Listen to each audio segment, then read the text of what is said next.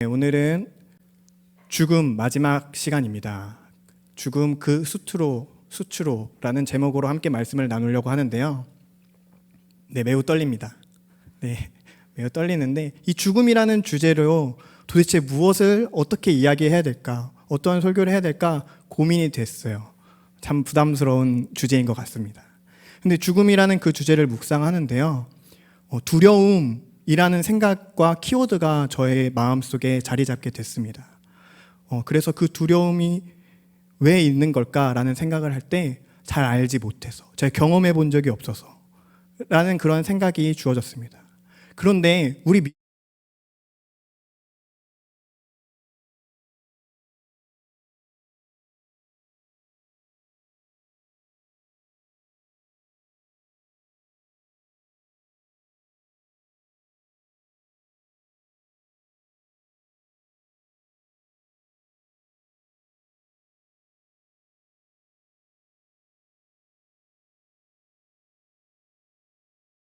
두려워하지 않는 그 믿음의 용기가 이 시간 함께 말씀을 나누면서 여러분들에게도 그리고 저에게도 그 믿음의 용기가 샘솟길 소망합니다.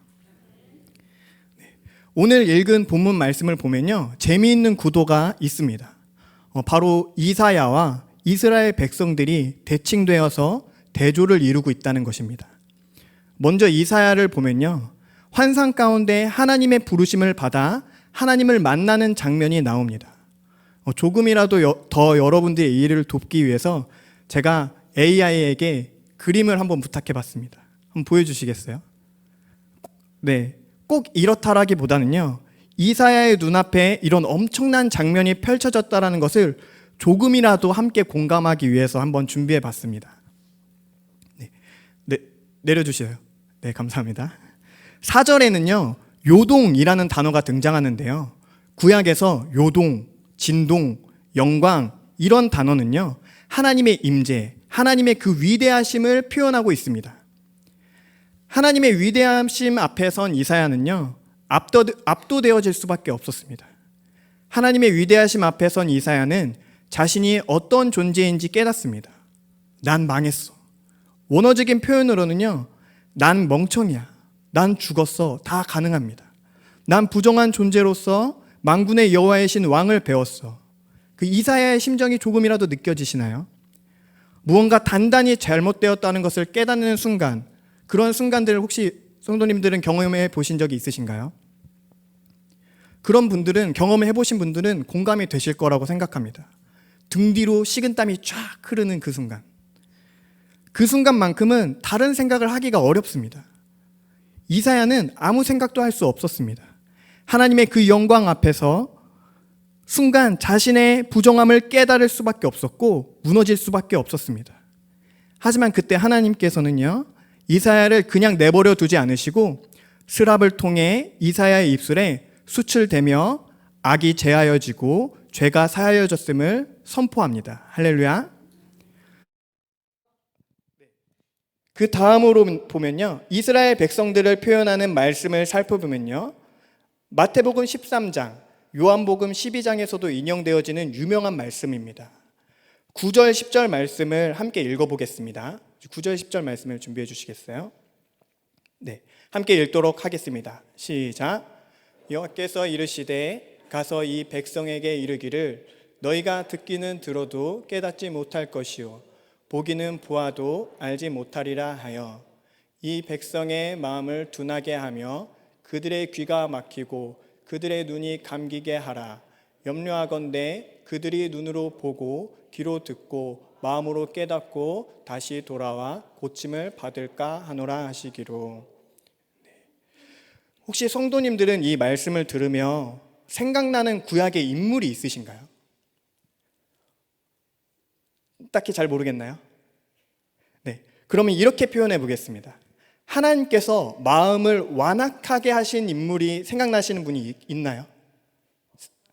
네, 바로 왕이 있습니다. 저에게 있어서 하나님의 심판이 참 무서운 부분이 뭐냐면요, 예배를 할 수 없게 한다는 것입니다. 구약의 표현으로 말해보면요, 정결해 줄 수 없도록 제사를 드리지 못하게 합니다. 하나님의 말씀을 들어도 그 말씀을 적대하는 마음이 심겨집니다. 참 대조되지 않나요? 누구는 자신의 부정함을 절실하게 느끼며 망했다고 한탄만 했을 뿐인데 하나님께서 그 죄를 사하여 주십니다.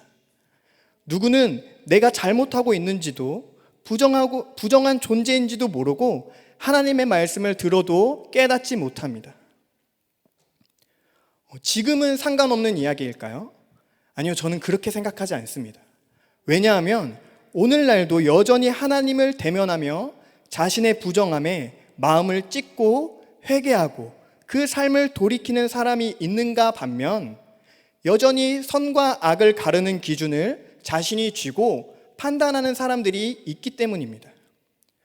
수많은 그리스도인들이 기독교와 종교는 다르다라고 말하고 있습니다. 이유는 여러 가지가 있는데요. 종교와 기독교의 근본적으로 다른 점 중 하나는 종교는 내가 무엇을 하냐에 관심을 두고 있다는 것입니다. 내가 무언가를 보여줘야 하고요. 내가 충분히 선해야 하고 나의 노력에게 그 초점을 두고 있습니다. 하지만 기독교는요, 하나님이 하신 일에 그 관심을 두고 있습니다. 그분의 거룩하심, 그분의 선하심, 그분의 변하지 않는 그 신실하심, 그분의 희생, 그분이 완벽하게 이루신 것, 즉 예수님의 하신 일에 초점을 두고 있는 것입니다. 그래서 종교적 기준은요, 이렇게 말합니다. 너는 무엇을 해야 해? 야, 그거 아니야. 이렇게 해. 하지만 우리 주님의 기준은요, 내가 다 이루었어. 날 의지해. 라고 말씀하십니다. 우리가 할 것은요, 주님께 꼭 붙어 있고 문제나 어려움에 시선을 두는 것이 아니라 오직 주님께 시선을 두고 그저 주님을 닮아가는 삶을 살아내는 것이죠. 누구를 의지해서요? 예수님을 의지해서요. 그런데 이게 우리 인간의 생각과 방법으로는 정말 쉽지 않다는 것을요, 그렇게 살아보려 한 사람들은 압니다. 그리고 내 힘으로, 내 노력으로 예수님을 닮은 삶을 살아가고자 하는 사람들은요, 현실이 절대 녹록지 않다는 것을 경험할 수밖에 없게 되는 것 같습니다. 이런 속담이 있죠. 자라보고 놀란 가슴, 소뚜껑 보고 놀란다.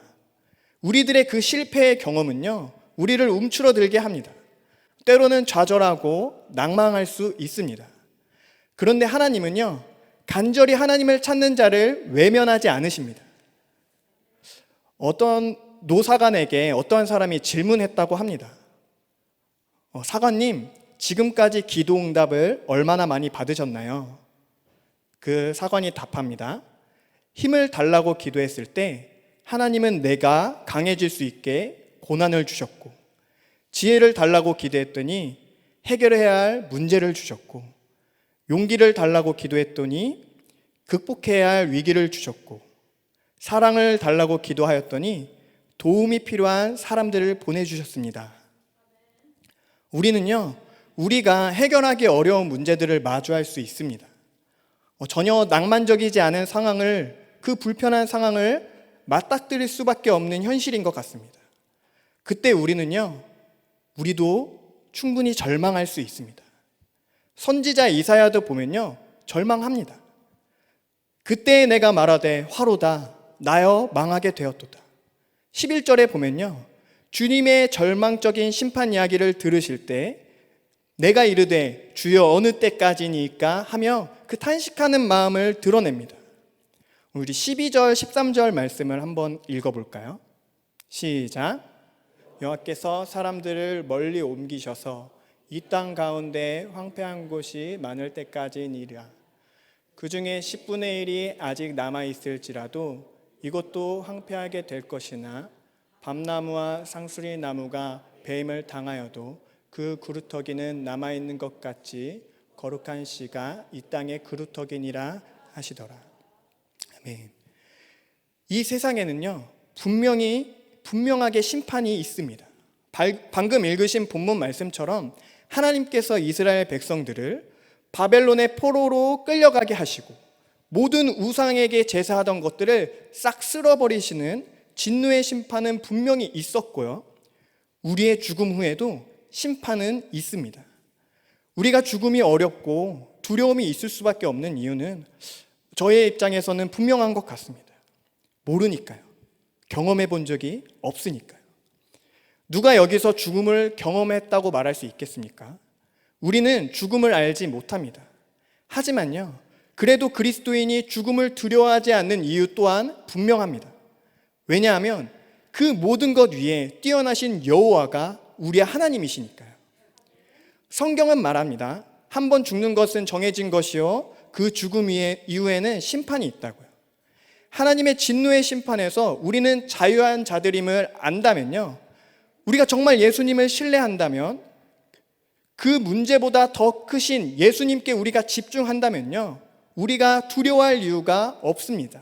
할렐루야. 제가 히브리어의 시간이라는 책을 통해서 감명받은 메시지가 있습니다. 그 메시지가 있어서 그것을 좀 전달하고요, 좀 기도하고 싶습니다. 찬양하고 기도하고 싶은데요, 우리가 선지자, 예언자라고 해석하는 히브리어가 있습니다. 바로 나비라는 단어입니다. 선지자라는 것은요, 예언자라는 것은 앞으로 다가올 미래를 미리 짐작하여 말하는 사람이라는 그런 사전적인 의미를 가지고 있는데요, 사실 성경에서 말하는 이 나비라는 단어는 좀 다른 의미를 가지고 있습니다. 어원적으로는요, 이 나비는 아카드어의 나부와 연결되어 있는데요, 이 나부는 부르다라는 의미를 가지고 있습니다. 그래서 우리는 이 나부와 연결되어 있는 히브리어 나비라는 단어의 뜻을 불려진 자, 곧 신의 부름을 받은 자라고 해석할 수 있습니다. 우리는 아브라함과 아론을 미래를 예언하는 예언자라고 보지는 않죠. 이 두 사람을 지칭할 때 창세기 20장 7절과 출애굽기 7장 1절에서는 나비라는 단어를 사용합니다. 하나님의 부르심을 받은 그 뒤에서 나오는 선지자들도요, 모두 다 동일하게 공통점이 있는데요, 그 선지자들, 그 나비들에게 있는 그 공통점은요, 하나님의 말씀이 임한 사람들이라는 것입니다. 저는 이 시간에 저 스스로와 여러분들에게 질문하고 싶습니다. 우리는 하나님의 부르심을 받은 사람들입니까?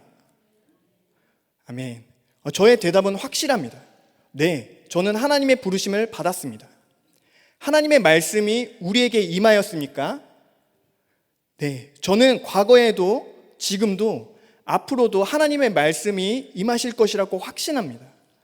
그러면 우리가 두려워할 게 무엇이 있겠습니까? 죽음이 우리와 하나님을 막을 수 있겠습니까? 물론 우리는 연약해서 내 부정함에, 다른 사람의 부정함에 흔들릴 수 있습니다.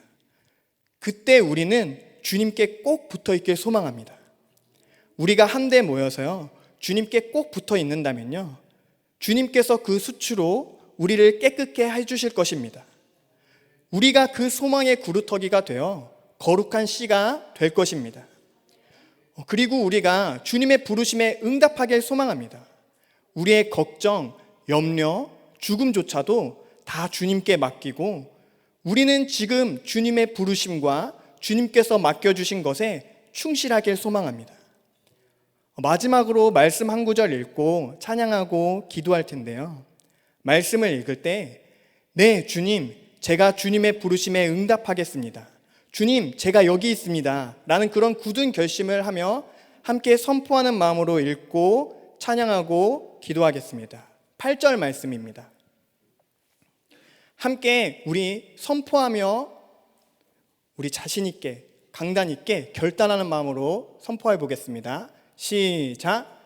내가 또 주의 목소리를 들으니 주께서 이르시되 내가 누구를 보내며 누가 우리를 위하여 갈꼬 하시니 그때 내가 이르되 내가 여기 있나이다 나를 보내소서 하였더니.